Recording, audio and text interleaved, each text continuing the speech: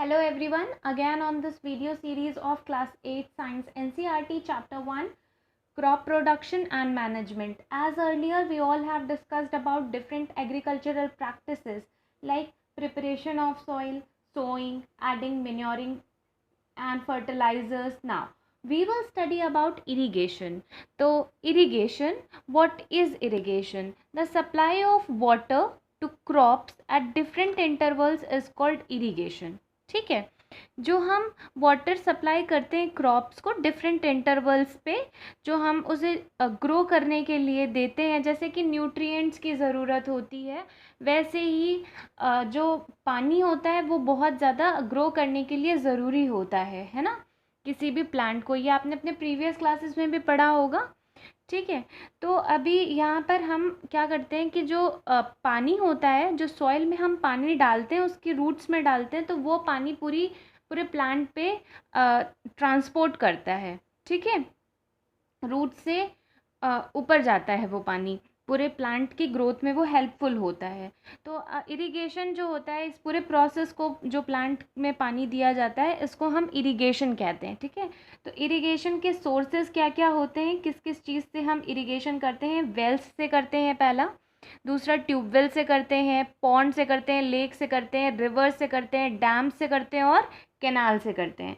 तो इसके पहली बात तो मेथड कौन कौन से होते हैं इरिगेशन के? एक होता है ट्रेडिशनल मेथड और एक होता है आपका मॉडर्न मेथड। ट्रेडिशनल मेथड में आपका आ जाता है मोट, चेन पंप, ढेकली, राहट। ठीक है, और ये सारे ट्रेडिशनल मेथड्स हैं।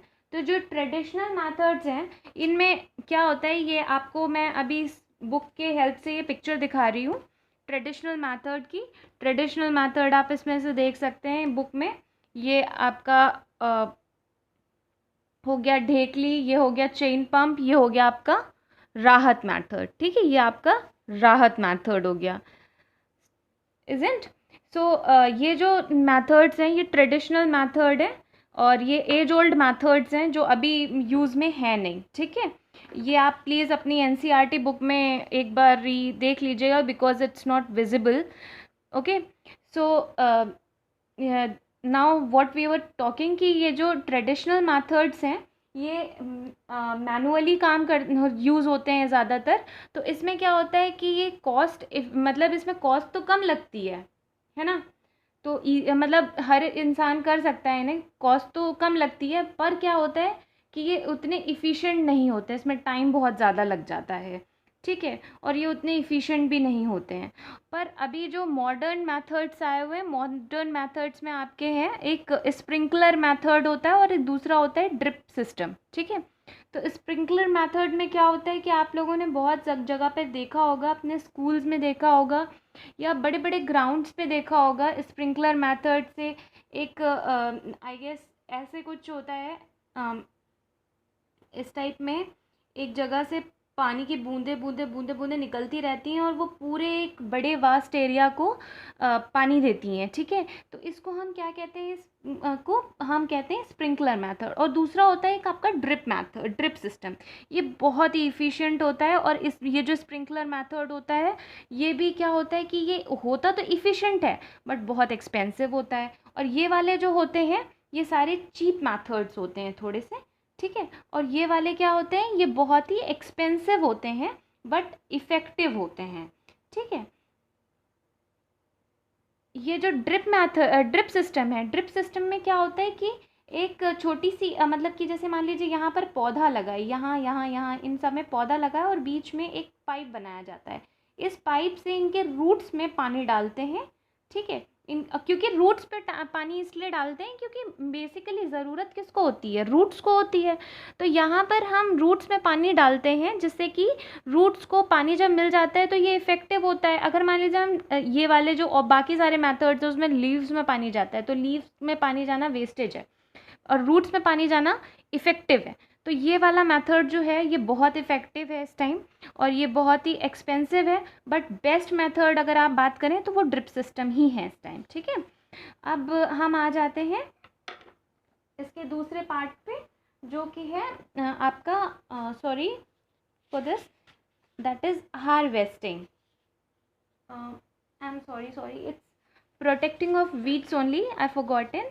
So this is protection of weeds. Protection of weeds आपको पता है, जो अनडिज़ायरेबल प्लांट यानी कि घास मतलब एक्सेट्रा जग जाती है वहाँ पे, या कह सकते हैं कि आ जाती है, उसको हम क्या कहते हैं, वीड्स कहते हैं. ठीक है, इनको निकालने के जो प्रोसेस होता है, घास को हटा देने का, जो अनडिज़ायरेबल प्लांट्स होते हैं या ग्रास होती है, इसको निकालने के प्रोसेस को हम वीडिंग कहते हैं. As simple as that.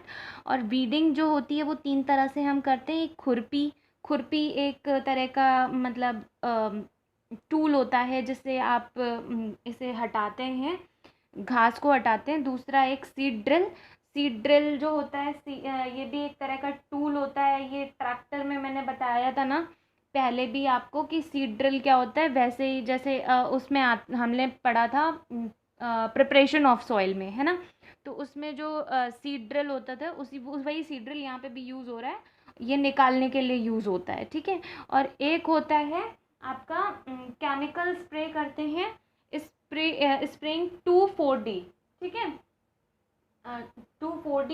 ये जो वीडीसाइड्स होते हैं, ये एक तरह के, इनको क्या कहेंगे, ये जो केमिकल्स हम स्प्रे करते हैं इन्हें हम वीडीसाइड्स कहते हैं. ठीक है, weedicides. Fine. So this is all about protection of weeds. तो इससे क्या हुआ कि हमारा जो प्लांट था उसको, जो एक्स्ट्रा अनडिज़ायरेबल प्लांट्स हैं उससे, इससे हम बचा सकते हैं, प्रोटेक्शन दे सकते हैं. ठीक है. So now we will be coming on harvesting. This is the longest part, I guess it is of this session would be, because harvesting एक थोड़ा सा लंबा प्रोसेस है. तो जैसे कि हमने अभी तक पढ़ा कि अभी तक क्रॉप्स हमने लगा दिए थे. अब सब क्या है कि ये मोस्ट इम्पॉर्टेंट पार्ट है फार्मर्स का. जैसे कि आप एग्ज़ाम देते हो तो अब ये रिज़ल्ट वाला सीन है. ठीक है, तो एग्ज़ाम के लिए आपने बहुत प्रिपरेशन की, आपने एग्ज़ाम दिया, now it comes to result. So that is for the farmer the harvest is the result only. तो ये जो हार्वेस्ट है ये क्या होती है, the cutting of crops after it is matured. जैसे एक खेत है तो उसमें जब एक मेच्योर हो जाती है, जब ये मतलब आपकी जो क्रॉप्स हैं, तो उसको निकालने की प्रोसेस को हम क्या कहते हैं, हार्वेस्टिंग कहते हैं. और जो आपने देखा होगा कि जैसे आप देखा नहीं होगा, मतलब देखा क्या, आप इमेजिन करिए कि अगर आप किसी खेत में आपने कोई क्रॉप लगा रखी है, तो उस क्रॉप को अगर आप निकालते हो, अपने पास लाते हो, उसकी में और भी बड़े प्रोसेसेस होते हैं ना निकालने के. तो अगर मान लीजिए हम वीट की बात कर लेते हैं, यहाँ पर वीट की एक आपके पास क्रॉप थी, वो आपने अभी आपने यहाँ पर उसकी क्रॉप को हार्वेस्ट कर लिया. अब इसे हार्वेस्ट करने के बाद में आपने एक बड़ी जगह पे इसको डाल दिया. उसके बाद यहाँ पर क्या करते हैं हम, पहले तो उसको अलग कर लेते हैं हम. जो ग्रेन होता है मतलब कि कह सकते हैं, जैसे आपने वो देखा होगा कि वो जो वीट होता है, वीट के ऊपर एक छिलका टाइप का होता है ना, उसके ऊपर भी एक कवरिंग होती है. तो वो निकालने में, और पहली बात तो हम सबसे पहले तो जो स्टिक्स हैं, बड़ी बड़ी स्टिक्स होती हैं. अगर मान लीजिए इसको मान लेते हैं कि ये एक वीट का प्लांट है, तो इसमें एक बड़ी सी ये एक स्टिक है ना, और बाकी प्लांट तो बेकार है, जो ग्रेन है वो इम्पॉर्टेंट है ना हमारे लिए. तो यहाँ पे क्या है कि जो ये ग्रेन है वो हमें इसमें से निकालना है. तो हम क्या करेंगे, इसके लिए पहले हम इसको एक ज़मीन पे डाल देते हैं. तो वहाँ पर हम क्या करते हैं, काउस से या पैरों से इसको बहुत ज़्यादा मतलब हिट करते हैं, बहुत ज़्यादा बार हिट करते हैं. इसको हम थ्रेशिंग कहते हैं. ठीक है. तो इससे क्या होता है कि ग्रेन जो है वो शाफ्ट से निकल जाता है. जो मतलब एक जो पूरी क्रॉप है उसमें से ये जो ग्रेन वाला पार्ट है वो निकल जाता है. अब ग्रेन वाला पार्ट जब निकल जाता है तो उसके बाद भी उसमें ग्रेन वाले पार्ट को निकालने के बाद उसमें क्या होता है कि उसमें अभी भी कवरिंग वाला पार्ट रह जाता है. तो वो जो कवरिंग वाला पार्ट है वो हम विनोइंग की प्रोसेस से निकालते हैं। तो एक क्या करते हैं कि जब हम पहली बात तो हमने उस पे पैर से हिट किया तो वो निकल गया। अब जो उसमें ग्रेन बचे वो हमने एक जगह स्टैक लगा दिया। स्टैक ऐसे हमने लगा दिया, यहाँ पे देखिए हमने यहाँ पे पैरों से काऊ को वॉक करा करके भी करवा सकते हैं या अपने खुद के पैरों से करवा सकते हैं। One more thing I forgotten to tell you, harvesting जो होती है वो उसके लिए हम क्या यूज़ करते हैं, सिकल यूज़ करते हैं। अभी तो मशीनरीज आ गई हैं, पर अगर हम मैनुअली बात करें तो हम सिकल यूज़ करते हैं। इसे हम सिकल इसलिए कहते हैं क्योंकि ये सी शेप का होता है, ठीक है। तो ये जो थ्रेशिंग होती है, थ्रेशिंग में क्या होता है कि जो काउज़ होती हैं, काउज़ इसके ऊपर हिट करती हैं और ये जो ग्रेन वाला पार्ट होता है वो एक जगह हम स्टैक लगा लेते हैं। स्टैक इस टाइप का एक स्टैक लग जाता है, वहाँ पर ऊपर से यहाँ पे एक किसी बर्तन से हम क्या करते हैं, ऊपर से डालते ही रहते हैं उसको, और एक साइड से एयर आ रही होती है, या फ़ैन से कर लेते हैं या किसी चीज़ से कर लेते हैं, ठीक है। सो दैट यहाँ से एयर आ रही होती है और ये जो अनवांटेड पार्ट होता है वो लाइटर होता है। जो कवरिंग वाला पार्ट हुआ वो लाइटर हुआ और जो ग्रेन हुआ वो थोड़ा सा हैवी होगा। तो ये लाइटर वाला पार्ट है वो हवा में उड़ जाएगा और हमारे पास क्या रह जाएगा, अच्छे अच्छे ग्रेन्स रह जाएंगे, ठीक है। तो इसी को हम विनोइंग कहते हैं क्योंकि ये इसमें हम विंड का यूज़ करते हैं, ठीक है। Is that clear? So one more thing, this is chef. वो जो कवरिंग होता है उसको हम शैफ बोलते हैं। और this is for extra knowledge, like आपकी एनसीईआरटी में नहीं है, फिर भी आपको कहीं पे ये टर्म मिले तो आप कंफ्यूज मत होइएगा, इसके लिए मैं बता रही हूँ। ये जो वीट वाला पार्ट है, ये वीट है, वीट के ऊपर की जो कवरिंग होती है उसको हम शैफ कहते हैं, ठीक है। और जो ये हे क्या होता है कि मान लीजिए ये वाला जो पार्ट होता है, ये आपका ये वाला पार्ट जो एक स्टिक्स एक्स्ट्रा रह जाती हैं उसमें, जो स्टिक और अनवांटेड पार्ट रह जाता है, ये तो कवरिंग हो गई, कवरिंग अलग हो गई, इसको हम शैफ बोल देंगे, ठीक है। और ये वाला जो पार्ट हो जाता है इसको हे बोलते हैं, ठीक है, HAY, हे बोलते हैं। Now comes to threshing. Threshing जो है, थ्रेशिंग और हार्वेस्टिंग ये हम कैसे करते हैं, ये हम मैनुअली भी करते हैं और थ्रेशर मशीन्स भी आती हैं, है ना। और एक हार्वेस्टिंग मशीन्स भी आती हैं, थ्रेशर मशीन भी आती है, ठीक है। और अभी इस टाइम एक कंबाइंड मशीन आती है। कंबाइंड मशीन में क्या होता है कि हार्वेस्टिंग और थ्रेशरिंग दोनों हो जाती है, ठीक है। और हार्वेस्टिंग, जब ये हार्वेस्ट का टाइम आता है तो बहुत सारे फेस्टिवल्स भी होते हैं, जैसे कि बैसाखी, होली, दिवाली, पोंगल, बिहू, ये जो बहुत अच्छे वाले फेस्टिवल्स हैं वो हम तभी सेलिब्रेट करते हैं, क्योंकि बहुत खुश होते हैं फार्मर्स उस टाइम, क्योंकि उनकी क्रॉप्स अब वापस आ चुकी होती हैं जिनमें उन्होंने इतनी मेहनत की हुई होती है।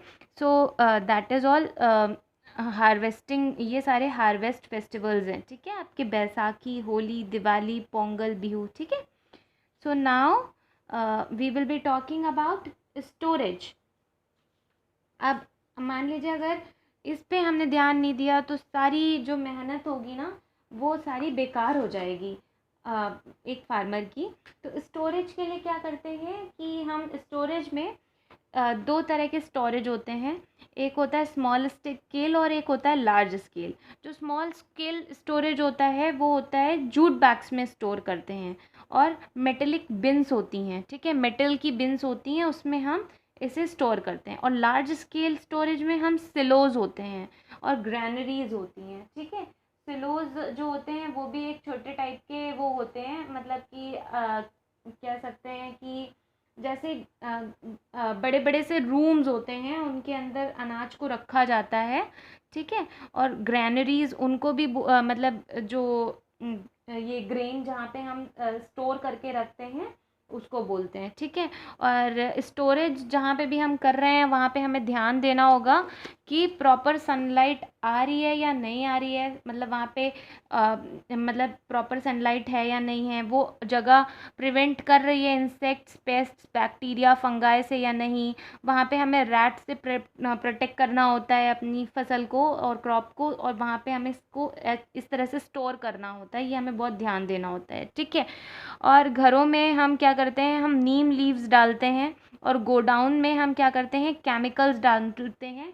किसी चीज़ को प्रॉपर स्टोरेज देने के लिए, ठीक है। So that is all about agricultural practices. जितनी अभी तक हमने मतलब पढ़ी, हमने कौन कौन सी एग्रीकल्चरल प्रैक्टिसेस पढ़ी, that was first one was your preparation of soil, second one was your what, sowing, and the third one was your adding for manure and fertilizers, fourth one was irrigation, fifth one was what, protection from weeds, sixth one was from harvesting, and seventh one was storage. Fine. And the last but not the least, as you all know कि vegetarians तो सारे ये खा लेंगे जो crops होंगी, और जो नॉन वेजिटेरियंस होंगे उनका क्या होगा। So they are eating non veg. Non veg कहाँ से मिलेगा? एनिमल हस्बेंड्री एक टर्म है। एनिमल हस्बेंड्री का मतलब होता है कि जब हम लार्ज स्केल पर क्या करते हैं, एनिमल को रियर करते हैं, यानी कि उसको घर पे रखते हैं, फार्म बनाते हैं और उनको प्रॉपर फूड देते हैं, प्रॉपर शेल्टर देते हैं, प्रॉपर केयर करते हैं, ठीक है, और वो भी लार्ज स्केल पे, तो उसको हम क्या कहते हैं? एनिमल हस्बेंड्री, ठीक है। तो this is all for today. And इस चैप्टर की summary I will be giving you may be in the next video, and the keywords also will be there. So thank you so much, and please like, share, subscribe, and do comment in the comment box, and please click the notification button so that you would be getting all my videos. Thank you so much.